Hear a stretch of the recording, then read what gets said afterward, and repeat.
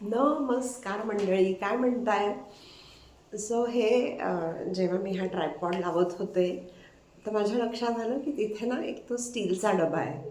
So तो उचलला आणि पटकन, आणि मग लक्षात आलं की यार काय करते मी हे हे आहे असं आहे ना.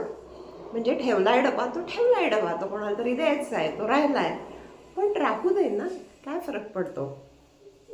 सो साठीनंतर ना आय थिंक लोक क्या कहेंगे किंवा ह्या फेजमधून बाहेर, आणि it is such a liberating feeling की घंटा फरक नाही पडता यार, कोई कुछ भी बोले.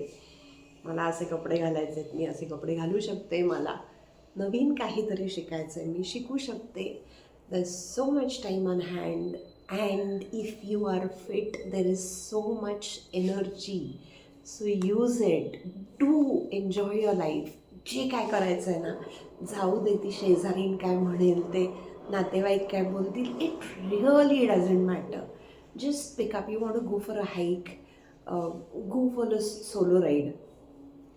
टू व्हीलर आहे मस्तपैकी काढा, टकाटक jeans, shoes, T shirt, goggle घालून मस्त चक्कर मारून या कुठेतरी. Just enjoy every bit of your life. Problems आहेत का? आहेत.